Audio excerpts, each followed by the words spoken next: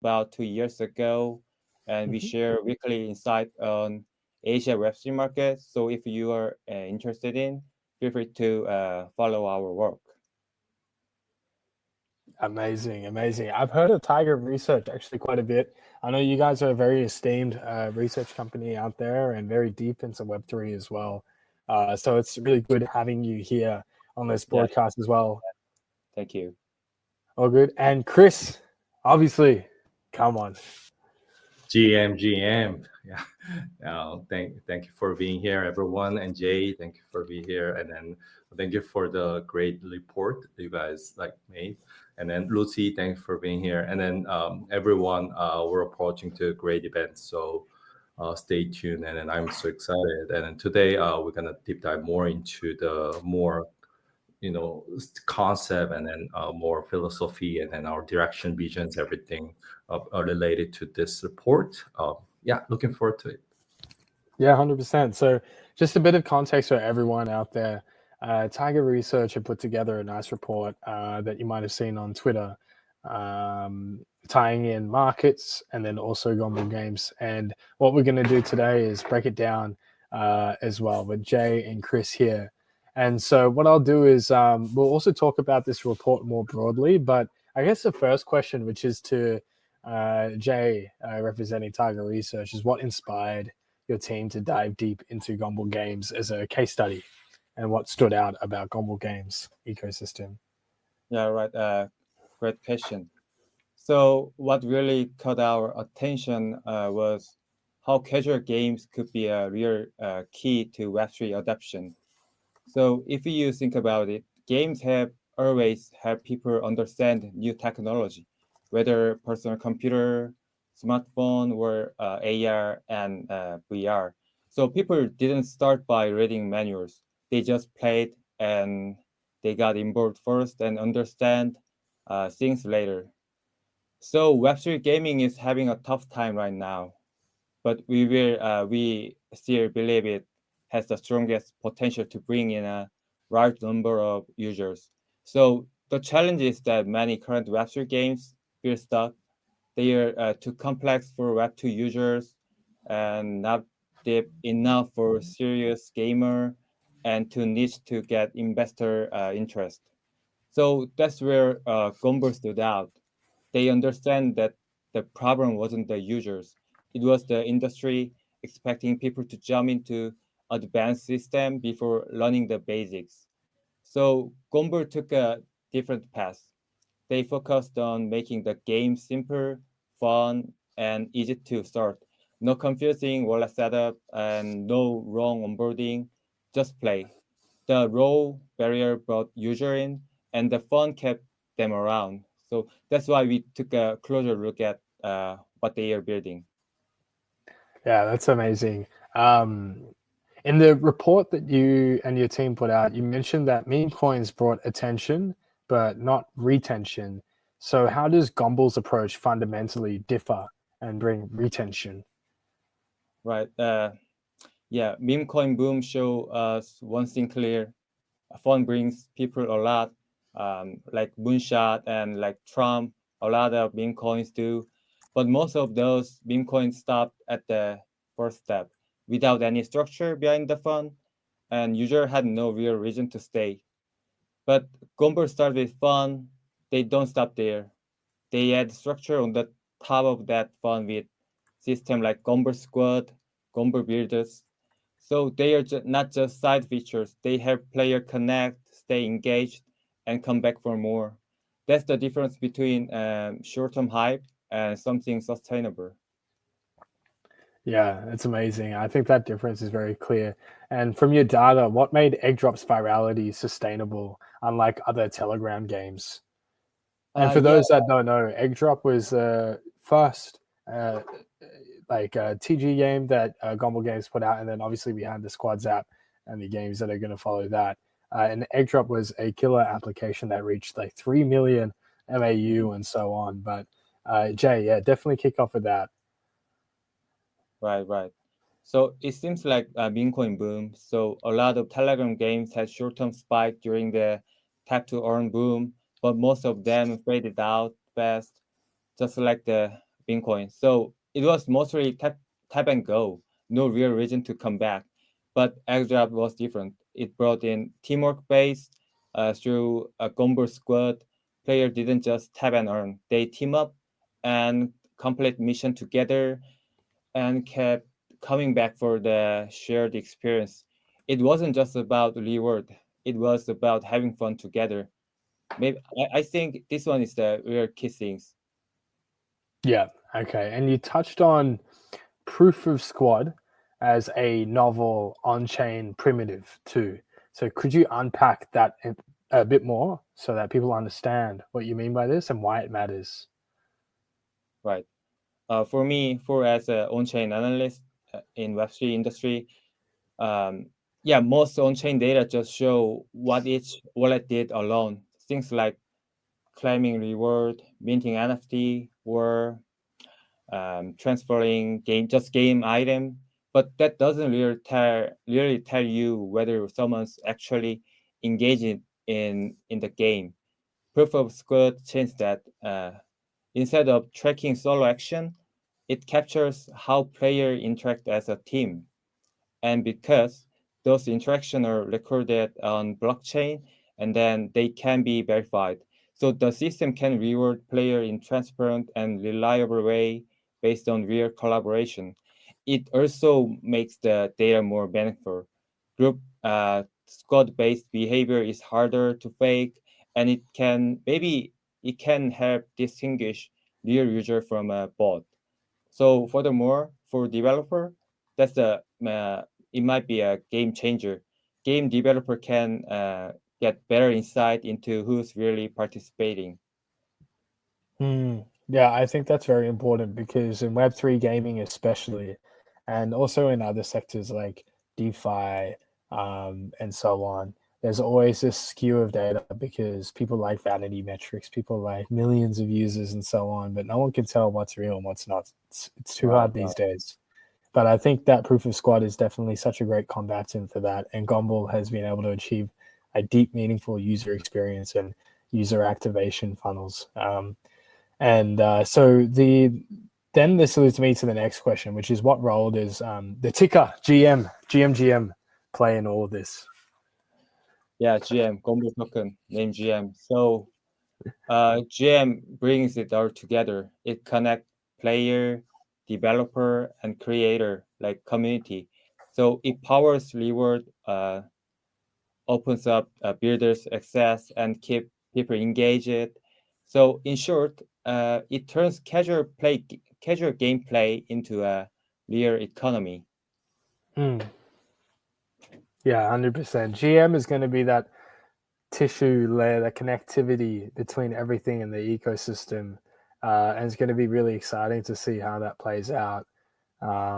Especially given that it's a very nice casual gaming ecosystem, a huge possible market to appeal to. And Chris, the success that some of the, 111, etc., and all the game development experience that you guys are carrying over is going to be able to accelerate GOMBLE. And it's going to be interesting to see if GM can create this like sustainable player economy, right? A really strong experiment. Um, but yeah, I guess the next question for you, Jay, is how do you see the long-term value accrual for ticker GM evolving? Yeah, right. As more people play, build, and collaborate, GOMBLE GM becomes more central to the whole ecosystem. It's not just about the reward token; it's about shared ownership. But yeah, of course, it all comes down to whether the games are literally fun. But based on what GOMBLE's done so far, like Agdra, Merge Ryan, and Lumby Party, so I think they can pull it off. 100%. Okay, so I guess we'll move into the second part of this agenda, which is with Chris and diving into the GOMBLE strategy. Chris, GOMBLE is born out of 111%, the term that I mentioned just then. It's a very Web2 native studio, but also very successful. And now that the TG is next, how has the whole journey been like coming from 111% to now? Oh, great question. And then before I answer this question, jump into my question, I just wanted to say that Jay's answers, everything was so good. So touched on all the great point. So I really want you to throw the thumbs up in the middle, but I guess this is not Twitter space, so there's no reaction. So seems like StreamYard should do well. Doesn't have any features like that. So thank you for the answers. And then for your questions, definitely, it's been a while, in the best way, in a good way. So coming from 111%, we had a deep understanding of what keeps players hooked, and then they're engaged, and then but still with Gombo, the challenge was bringing that magic into the new world, Web3, without overwhelming users with the complexity of it. So we had to rethink a lot, such as like onboarding, engagement loops, and how value flows. So it's been a learning curve, but honestly, it also been incredibly energizing seeing what's possible in this world when Web2 execution meets this Web3 potential. So we're very excited for this. Yeah, that's amazing. And I mean, since we're just on the topic of 111% really quickly, a lot of people that haven't been on the previous broadcast probably don't know about this. Could you give just like a little quick overview about it? Oh yeah, sure. 111% like is our like root of our Gombo. So 100% has been in the Web2 casual game scene for the last 10 years, and then uh, launched more than 250 games so far in on mobile in Google Play and App Stores, which is a lot. And then and engaged with like more than 100 Yeah. million reader active users so far. So and then we're coming from that company for the Web3 journey, and then we're leveraging those experiences and a lot of fun casual game elements and everything. So we're gonna bringing real Web2 casual gamers and gamers into Web3 with those experiences, because we think that still there's not many real gamers joining into Web3 yet. So we have huge potential still here. So yeah, that's the history.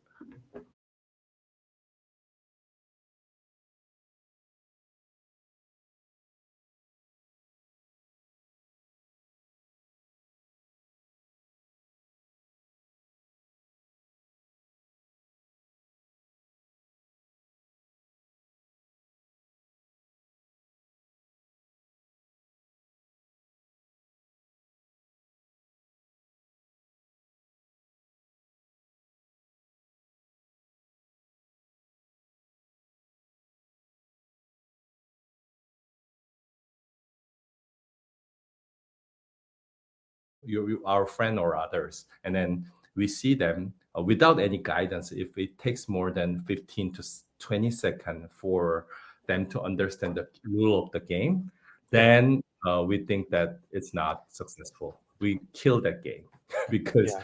four important element of successful factor of this hyper casual game is how fast users understand the rule, and how fast they become this it's they feel this sticky rules. So Yeah. without any guidance, it should be like 5 to 10 seconds, so that for them to understand the game rule. So Yeah. adding this and then on top of that, adding web3 element in a way that doesn't feel like homework, or suddenly we've got a gateway for millions to enter this crypto without even realizing it. Yeah. Amazing. And Egg Drop was a breakout hit in itself. When it came to market, we saw, like I said before, 3 mil MAU plus. It was one of the top trending Telegram games on there as well. It was killing DAP radar, so on, so on. But Gomble's squad and builders suggest something even bigger is being built. So what's that long-term play here? Oh yeah. Ekdra was a great proof of concept. Yeah. So, but it was just a starting point. As you mentioned, we have Gombo Squad and Gombo Builders. So with Gombo Squad and Builders, we're building out the rear ecosystem. meaning that like players become community and community becomes builder. It's not just about playing a game. It's about being a part of the loop where your contributions really matter. The Mm. long game is building a platform where games launch and players collaborate and developers ship fast with built-in distribution and tooling. That's what we're building with Gombo Builders and Gombo Squad. Yeah, love that. And you've built a full funnel, so from your game to Gomble Squad towards the dev ecosystem. So, what was the biggest learning in connecting these three pieces? Oh, great question. So that the magic happens when everything feels connected, but nothing feels forced. And then we learned quickly that we cannot dictate a community onto the game. It has to grow with it. So we built feedback loops that feel natural and play, engage, and create. And then biggest unlock was realizing people they don't want to do real complicated Web3 thing. So they just want to do fun stuff and be rewarded for it. Yes. Amazing. So, I'm just going to dissect this across two speakers, so both of you now, and we're going to dive into the ecosystem and the vision. And we will go with, I guess, Chris and then Jay. So, from both of your perspectives, what does successful Web3 adoption actually look like in the next 1 to 2 years? Me first, right? Yeah. Okay. It looks invisible. When people are using Web3 without calling it real Web3, that's when we've made it. If your aunt or cousin is earning tokens from the mobile game she loves, or the teenager is building the casual games that hits like 100,000 players plays overnight without needing to know what coding is, then at that time is that we're winning. So real adoption won't feel like a revolution. It will feel like just things just work better. Yeah. Yeah. Great. And I agree with the Your turn. what you said. So think about how we send message on our smartphone. We don't think about how the data moves through the networks. It just works. So that's what successful Web3 adoption should feel like. So Web3 will quietly blend into everyday life. It may not bring a full stack transformation, but it will become a part of our daily life. I love it. And then how do you see Gomble evolving? Oh yeah. We want Gomble to become the go-to platform for everyone who wants to play, build, or promote with real ownership. That Yeah. means more games and more tools and tighter integration between players and developers. So eventually, we want to be a kind of ecosystem where a hit game can go from idea to global trend entirely within global ecosystem. So distribution, community, monetization, everything. We'll Yeah. cover everything. Yeah. Great. Yeah, how Gombo evolving. So as I mentioned before, Gombo could be both a tutorial and a gateway for Web3 industry. The industry keeps saying it want new users more, but most of what we have built is still unfamiliar and hard to understand. But Gombo is different. It uses simple, fun games to make things easier to try, and it doesn't ask people to dive in or at once. It just gives people a way to get a feel for it. No pressure and no need to go all in. And that might Mm. be exactly what Web3 needs right now. Mm.